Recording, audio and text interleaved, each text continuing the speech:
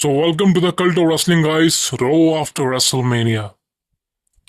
Feeling क्या है, hype क्या थी, क्या वैसा ही निकला शो? बात करना चाहता हूँ आफ्टर मैथ की ऑफ मंडे नाइट रो, यानी कि रो आफ्टर रेसलमेनिया। अब देखिए WrestleMania night one night two कैसी रही। सिंपल से शब्दों में बात करूं तो भाई देखिए, दोनों के मेन इवेंट ने इस शो को बचा लिया। मतलब शो को बचाने का काम ये नहीं कि भाई पूरा शो हिट हो चुका है। देखिए हिट तो कहीं से नहीं था, मैं फ्लॉप भी नहीं कहूंगा, लेकिन हाँ जो हिट और फ्लॉप के बीच में रहता है ना, मैं उसको कहूंगा। अगर 10 में से रेटिंग की बात करूं तो रेटिंग मैंने बहुत कम दी है। मैंने करीबन 3.5 4 की रेटिंग दी है, वो भी सिर्फ मेन इवेंट्स के लिए। बिकॉज अगर नाइट वन की बात करूं, नाइट वन का मेन इवेंट ज्यादा अच्छा था, जो Rollins CM Punk versus Roman Reigns का था। वहां पे हमको तगड़ा एक्शन देखने को मिला, खतरनाक बीट्रेल देखने को मिला।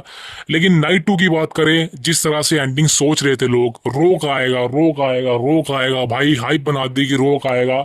चलो वो मैं अगली वीडियो में बात करूंगा, लेकिन जो नाइट वन का मेन इवेंट था वो नाइट टू से ज्यादा बेटर था। नाइट टू का मेन इवेंट, अगर रेसलिंग की बात करी जाए चलो वो तो छोड़ ही दो, लेकिन एंटरटेनमेंट जो हमको चाहिए था वो हमको मिल गया। John Cena 17 time world champion बन गया, इससे बेहतरीन बात कुछ नहीं हो सकती। इसी के साथ आज का मंडे नाइट रो शुरू होता है। The 17 time world champion, the goat, the superstar, the legend John Cena entry लेते हैं। और भाई अमेजिंग एंट्री थी, टाइटल उनकी वेस्ट पर। मजा आ गया भाई देख के, वो पुरानी चीजें यार ताजा होगी। 2017 में जॉन सीना लास्ट चैंपियन बना था, एंड देन उसके बाद अब बना है। लेकिन भाई ये रेंज सीना की बहुत अच्छी होगी। जॉन सीना आते सारी भाई सबसे पहले तो भाई वही टाइटल को रून करने वाली बात, रेसलिंग को रून करने वाली बात। लेकिन जॉन सीना को ये नहीं पता यार, उसके होने से रेसलिंग रून नहीं होती। हम सबको देखने में मजा आता है। जॉन सीना एक ऐसा सुपरस्टार है भाई, जो मतलब जितनी तारीफ करूं मैं उस बंदे की कम है। जिस बंदे ने पूरी कंपनी को संभाला है, तो भाई हैट्स ऑफ टू हिम। और सीना दोबारा से चैंपियन बना है, और आई थिंक लंबे समय के लिए चैंपियन बना है। जो लोग सोच रहे हैं कि सीना हार जाएगा, भाई ऐसा नहीं होने वाला। सीना का जो लास्ट मैच होगा वही टाइटल का एंड होगा। वहां पे सीना का ये स्टिपुलेशन होगी कि भाई या तो टाइटल मुझसे जीत जाओ, नहीं तो मैं टाइटल के साथ रिटायर हो जाऊंगा। जॉन सीना ने सारी सिचुएशन बताई। रोमन रेंस ने टाइटल जीता, सीएम पंग ने उनका टाइटल ले लिया था एक बार, रोक के साथ फ्यूड हुई, मिस के साथ हुई, जो चीज हुई थी। तो सीना ने बोला मेरी हिस्ट्री ऐसी रही है, लेकिन अब फाइनली मैं चैंपियन बना हूं, वो भी 17 time, the goat, the superstar. I think वो चीजें मुझे चाहिए। अब मुझे एक बात समझ नहीं आती, सीना खुद को गोट क्यों नहीं बोलता, वो अनाउंसर से बुलवाता है। लेकिन भाई सीना वाकई में गोट है। जॉन सीना को वो खुलेआम बोलना चाहिए कि I am the greatest superstar of all time, I am the biggest superstar of all time. ये बोलना चाहिए सीना को। बड़ा आई थिंक सीना का करेक्टर ही वैसे है। लेकिन सीना सोचता है कि भाई उसको हेट करते हैं, लेकिन इसको हेट नहीं करते। ये पहला ऐसा मैं करेक्टर देख रहा हूँ भाई, सीना का हील टर्न हुआ है, लोग उसको ज्यादा पसंद करने लग गए। अब मैं खुद चाह रहा था कि जॉन सीना का हील टर्न होए, जॉन सीना खुद अपने आप को एक चेंज करे, वो हुआ। आई नो कि उस तरीके का हील टर्न नहीं था जो हम सोच रहे थे। मैं सोच रहा था भाई जो चेम्बर में चीजें हमको देखने को मिली, उसके बाद जॉन सीना काफी ब्रूटल हो जाएगा, स्माइल नहीं करेगा, सीरियस इंटरव्यू देगा। वो दे रहा है, कोई दिक्कत नहीं। लेकिन चलो कुछ चीजें हुई हैं सीना के साथ जो उसके कैरेक्टर को कहीं ना कहीं दोगला बताती हैं। लेकिन चलो भाई, एंड ऑफ द डे सीना चैंपियन बन गया। वो सारी चीजों पे मट्टी पाओ। एंड ऑफ द डे सीना आके भाई प्रोमो कट करता है, और अमेजिंग प्रोमो था। ज्यादा कुछ था नहीं इस प्रोमो के अंदर, लेकिन सीना वही अपनी सेलिब्रेशन को बताता है। और मैंने आपको कहा था कि यहाँ पे कौन हो सकता है सीना का face to face, the viper Randy Orton. अब दोस्तों कंफर्म है, एक आर के ऊपर चुकी है ओटन के थ्रू, एंड अब बैकलैश के अंदर कोई चांस नहीं है कि इनका मैच ना हो। सेंट लुइस मिजरी से होने वाला है, रेंडी ओटन का होम टाउन है। बैकलैश के अंदर आपको John Cena versus the viper Randy Orton के बीच में WWE अनडिस्प्यूटेड चैंपियनशिप का मैच द मेन इवेंट में देखने को मिलने वाला है। ये कंफर्म है, सीना PLE में आने वाला है, कम्पीट करने वाला है। और बैकलैश में भाई मुझे बताने की जरूरत नहीं, इनका मैच ताबड़तोड़ होगा। जो लोग इनकी हिस्ट्री जानते हैं, इनके फर्स्ट मैच से लेके अभी तक देखते आ रहे हैं, उनके लिए तो भाई ये ट्रीट है, जैसा कि मैं। And I think I am loving दोस्त टू। अगर ये दोनों साथ में कम्पीट करेंगे इतने सालों के बाद, वो केमिस्ट्री इन दोनों के बीच में बहुत अच्छी है। अब चेंजिंग इस बार ये है कि जो रेंडी ओटन है वो बेबी फेस है, और जो जॉन सीना है वो प्रॉपर हील है। अब देखते हैं भाई दोनों के बीच में केमिस्ट्री कैसे रहेगी। मैं तो वेट कर रहा हूँ भाई प्रोमो का, बिकॉज ओटन भी खतरनाक प्रोमो कट करता है और जॉन सीना भी खतरनाक प्रोमो कट करता है। दोनों के बीच में क्या बातचीत होगी भाई, वो देखना होगा। स्मैकडाउन के एपिसोड में सीना आने वाला है, वहां भी ओटन होगा। तो देखना काफी ज्यादा इंटरेस्टिंग होगा। That is the biggest thing. अब दोस्तों बात करना चाहता हूँ शॉकिंग चीज की। अब देखिए मंडे नाइट रो गया एपिसोड में हम सबको पता था भाई कुछ ना कुछ बवाल होगा, वो हुआ भी। सेथ रॉलिंस और पॉल हेमन की एंट्री होती है, और भाई यहाँ पे अनएक्सपेक्टेड हम सबको पता था सीएम पंग आने वाले हैं, सीएम पंग बदला लेंगे, पॉल हेमन की कुटाइयां होगी, और सीएम पंग आते ही रॉलिंस की कुटाई करते हैं, देन फिर पॉल हेमन की करने लगते हैं। लेकिन भाई अचानक से ब्रोन ब्रेकर स्पीयर जड़ देता है। अब ब्रोन ब्रेकर और पॉल हेमन के काफी रूमर थे कि ब्रोन ब्रेकर क्लाइंट बन सकता है पॉल हेमन का, ऐसा हुआ भी, फाइनली आज हो चुका है। ब्रोन ब्रेकर ने सेथ रोलेंस को ज्वाइन कर लिया है, नई फैक्शन बन चुकी है रोलेंस की, पॉल हेमन की एंड ब्रोन ब्रेकर की। एंड यही नहीं, रोमन रिंग्स भी आ जाता है भाई, जो पता ही नहीं था रोमन आने वाला, बिकॉज आई थिंक लग रहा था रोमन गायब होगा, लेकिन रोमन आ गया। रोमन के भी भाई तगड़ी स्पीयर पड़ती है, अटैक होता है। तो देखा जाए तो भाई आपको जो सिनेरियो अब देखने को मिलने वाला है, वो सीएम पंक रोमन रिंग्स एक साथ होंगे, टीम अप करेंगे versus Bron Breakker and Seth Rollins. अब ये मैच कब होगा मुझे नहीं पता, बैकलैश के अंदर हो सकता है ये मैच, शायद हो जाए, शायद उसके बाद हो सकता है, या किसी बाहर के पीएलई के लिए हो सकता है, लेकिन ये मैच कंफर्म है दोस्तों। अब सीएम पंग और रोमन रिंग्स टीम अप करने वाले हैं, baby face and now heel Seth Rollins and Bron Breakker.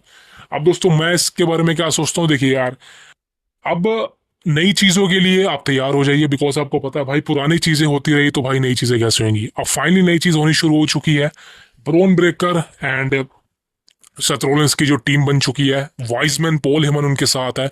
अब ये कहीं ना कहीं अनस्टॉपेबल टीम है। अब देखते हैं भाई इनके बीच में मैच कब होता है। अब मतलब मैं अपना जो है मतलब रिएक्शन शेयर करूं इसके बारे में, भाई अभी देखना, अभी अभी कुछ बोलना जल्दबाजी होगा, बिकॉज किसी को पता नहीं डायरेक्शन क्या होने वाली है, दोनों का मैच बैकलिस्ट में होगा उसके बाद होगा। लेकिन चलो जो भी है भाई, हाँ मजा आ रहा है। मैं काफी ज्यादा, पता क्या मुझे गुस्सा बहुत आया था जब सीएम पंक और रोलेंस के बीच में अटैक शुरू हुआ था। मैं समझ गया भाई कहीं ना कहीं यार दोबारा से कंपनी मैच तो नहीं प्लान कर रही, बिकॉज पता क्या सीएम पंक और रोलेंस की फ्यूड ना अच्छी नहीं रही, जैसा हमने सोचा था वैसा हुआ नहीं। हाँ नेटफ्लिक्स वाले शो तक ठीक था, लेकिन उसके बाद बोरिंग हो गया फ्यूड, बिकॉज कहीं ना कहीं वो एक मोमेंटम चला गया। एंड उसके बाद बात करें CM Punk versus Roman rings, वो तो शायद अभी नहीं होने वाला, बिकॉज पॉल हेमन ने दोनों का ही साथ नहीं दिया, दोनों के साथ ही चीट कर दिया, तो ये दोनों के मैच में तो कोई मतलब चांस ही नहीं है होने के। द मेन अट्रैक्शन था वो था सेथ रोलिंस और पॉल हेमन का अलाइन होना, एंड देन ब्रोन ब्रेकर का अलाइन होना। अब कहीं ना कहीं भाई फ्यूचर यही है, ये तीनों के साथ स्टोरीलाइन आगे बढ़ेगी। मैं खुद कह रहा था भाई सेथ रोलिंस और पॉल हेमन क्या करेंगे एक दूसरे के साथ, बिकॉज सेथ रोलिंस को पॉल हेमन की नीड नहीं है, और आई थिंक पॉल हेमन भी उन सुपरस्टार के साथ ज्यादा जाता है जो कहीं ना कहीं जरूरत होती है उनकी। अब पॉल हेमन और सेथ रोलिंस दोनों अलग पार्टी थे, लेकिन दोनों एक साथ आए, मुझे लग रहा था कहीं ना कहीं कुछ नया होना चाहिए, और फाइनली वो नया हो भी गया। ब्रोन ब्रेकर को ऐड कर लिया गया इनके टीम के अंदर। अब बहुत अच्छा होगा, ब्रोन ब्रेकर टाइटल हार चुका है अपना, अब कहीं ना कहीं ब्रोन ब्रेकर के लिए नई डायरेक्शन है, ये सेथ रोलिंस के लिए नई डायरेक्शन है, पॉल हेमन के लिए नई डायरेक्शन है, और खासकर सीएम पंग और रोमन रेंग्स दोनों एक साथ आएंगे या नहीं, लेकिन फिलहाल आना तो कंफर्म है, बिकॉज दोनों पे ही अटैक हुआ है। अब देखते हैं भाई क्या होता है फ्यूचर प्लान, मैच बैकलैश के अंदर होगा या कब होगा पता नहीं, that is a biggest thing. अब दोस्तों बात करना चाहता हूँ रिटर्न किसका हुआ, सबसे बड़ा रिटर्न एक ही था, रूसेव का। मैंने आपको बताया था रूसेव वापस आ जाएगा, मंडे नाइट रो गया एपिसोड में रूसेव का रिटर्न होगा, और फाइनली आज वो रिटर्न हो चुका है। और मैं कहना चाहता हूँ भाई 2014 वाला 2015 वाला रूसेव वापस आ गया। 2000 मतलब मैं क्या बोलूं भाई, उस समय रूसेव एक अनबीटेबल फोर्स था, अगर आपको पता ही हो। वही सेम रूसेव हमको देखने को मिला है, एक चीज की कमी है रूसेव के लंबे बाल, अगर लंबे बाल वापस आ जाते हैं ना रूसेव के भाई, वो और खतरनाक लगता। बिकॉज जो उस समय रूसेव लगता था ना खतरनाक, वो लंबे बालों की वजह से लगता था, दाढ़ी भी होती थी उसकी, लेकिन अब फाइनली वो चीजें जा चुकी हैं, गंजा हो चुका है रूसेव। लेकिन मैं तो चाहता हूँ भाई वो दोबारा से बाल रखे, वही सेम रूसेव देखने को मिले, और मतलब खतरनाक बवाल मचा दिया रूसेव ने आके साहब, वो मेरे को लग रहा है भाई अच्छा पुश मिलेगा, और मैं चाहता हूँ कहीं ना कहीं अच्छा पुश मिले। ये वो सुपरस्टार है जो एडब्ल्यू कंपनी से आए हैं, अब कहीं ना कहीं ये बेटर डिजर्व करते हैं, जैसे कि अंड्राडे हो गया, जैसे कि पेंटा हो गया, रे फिनिक्स हो गया, एंड जेड कारगिल होगी, अब स्टेफनी विकर को अच्छा पुश मिल रहा है, एंड नाउ अब रूसेव वापिस आ चुका है। तो मेरे हिसाब से भाई फाइनली वो चीजें, अब रूसेव भी भाई देख के खुद को एंजॉय कर रहा है। रूसेव मेरे को लगता है मीरो के रूप में वो ज्यादा अच्छा नहीं था, लेकिन अब वो रूसेव के रूप में भाई वो ज्यादा ही अच्छा निकल के सामने आ रहा है, बहुत अच्छी बात है। बस मैं तो चाहता हूँ भाई लाना भी वापिस आ जाए, बिकॉज लाना और रूसेव ये दोनों एक वो टीम थे भाई, ये वो जोड़ी थे जिनको देखने में काफी ज्यादा मजा आता है। अब देखते हैं भाई दोनों की जोड़ी साथ आते या नहीं, रूसेव तो आ चुका है, अब देखते हैं भाई फ्यूचर में क्या होता है रूसेव के साथ। एंड इसके बाद दोस्तों बात करना चाहता हूँ एक और शॉकिंग चीज की, ये थी गुंथर का अटैक माइकल कोल पे एंड नाउ पैट मैकएफे पे। अब स्टोरी लाइन क्या चलने वाली है, अब आपको पता है लास्ट नाइट जब मैच हुआ था जे उसो वर्सेस गुंथर का, गुंथर ने टैप आउट कर दिया था, बहुत तगड़ा खतरनाक वाला बेइज्जती हुई है गुंथर की कि भाई उसने घटिया सी मुंह पे टैप आउट कर दिया। अब माइकल कोल काफी उछल रहा था कमेंट्री टेबल पे कि गुंथर ने टैप आउट कर दिया, गुंथर ने टैप आउट कर दिया। सेम गोज टू पैट मैकएफे, वो येट करता था, बहुत इंजॉय करता था जेउसो पे। तो भाई आज गुंथर का अटैक देखने को मिला माइकल कोल पे, लेकिन माइकल कोल को बचा लिया गया पैट मैकएफे के थ्रू एंड पैट मैकएफे पे वो अटैक हो गया। अब फ्यूचर में क्या होने वाला आप सबको पता है, पेट मैकएफे द्वारा उतरने वाला है इन रिंग एक्शन के अंदर। भाई मैं देखना चाहता था इस बंदे को कम्पीट करते हुए। इसने सिर्फ 2 मैच ही दिए कंपनी के अंदर, लेकिन भाई ये बहुत अच्छा रेसलिंग करता है, आपको पता नहीं शायद। अगर आपने इसका मैच रेसलमेनिया 38 में देखा है, समर स्लैम में देखा है 2022 में, आपको पता ही होगा ये बहुत अच्छा रेसलर है। अब देखते हैं भाई किस तरीके का मैच होता है, गुंथर वर्सेस पेट मैकएफे ये मैच होगा, शायद बैकलैश में हो जाए, चांसेस काफी ज्यादा है। That is the biggest thing. अब दोस्तों फाइनली बात करना चाहता हूँ, why the rock is not coming back. अब यह बहुत बड़ा एक तरह से समझ लो बवाल मचा पड़ा है कि रोक क्यों नहीं आया।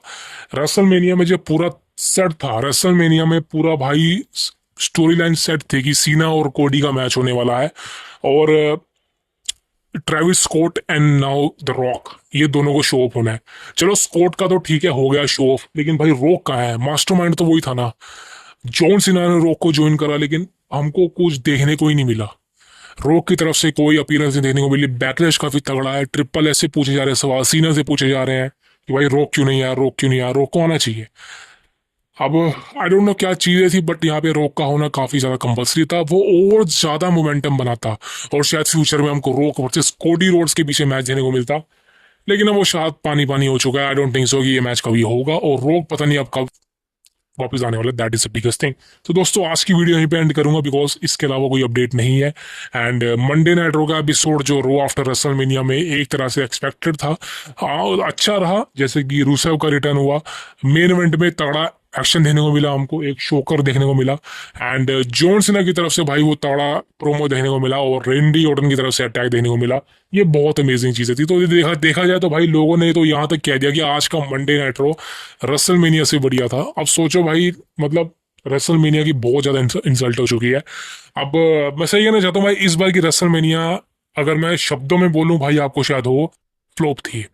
रेसलमेनिया नाइट 1 नाइट 2 दोनों फ्लॉप था। मेन इवेंट को निकाल दो दोनों के, वैसे तो नाइट 1 का मेन इवेंट अच्छा था, नाइट 2 का अच्छा नहीं था, लेकिन सीना चैंपियन वाला तो बच गया। लेकिन हाँ रेसलमेनिया ओवरऑल देखा जाए तो भाई मतलब अच्छी नहीं थी। वो फील नहीं आया, वो फील नहीं आया कि हम रेसलमेनिया देख रहे हैं, वो फील नहीं आया कि रेसलमेनिया के लिए एक्साइटमेंट होनी चाहिए, वो फील ही नहीं आया। अब शायद लग रहा है कि भाई कंपनी के पास वो सुपरस्टार बचे ही नहीं जो फील करा सके। सीएम पंग, Roman Reigns, Seth Rollins, John Cena, ये हमेशा रेसलर नहीं कर सकते। आपके पास कोई सुपरस्टार ही नहीं है, आपने कोई सुपरस्टार बनाया ही नहीं। सुपरस्टार जो बनाए हैं आपने उनके लिए हाइप ही नहीं है। आप खुद सोचो, जे उसो जैसा बंदा वर्ल्ड चैंपियन बन रहा है, सोचो आप। तो भाई कंपनी को समझना चाहिए कि टिकट सेल आउट कर रहे हो अच्छी बात है, लेकिन भाई आपके पास तगड़ा रिस्पॉन्स नहीं है, आपके पास तगड़े वो सुपरस्टार नहीं है जो होने चाहिए, जो फ्यूचर को होल्ड कर सके कंपनी को।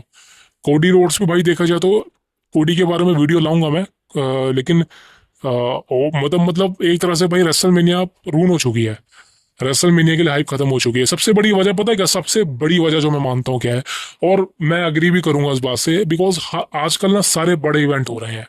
आप खुद सोचिए, डब्ल्यू कंपनी सारा इंटरनेशनल घूम रही है, स्टेडियम में शो कर रही है। पहले सिर्फ रेसलमेनिया ही स्टेडियम में होता था, रेसलमेनिया ही बड़ा इवेंट होता था पूरे साल का, उसके उसके अलावा कोई बड़ा इवेंट नहीं होता था।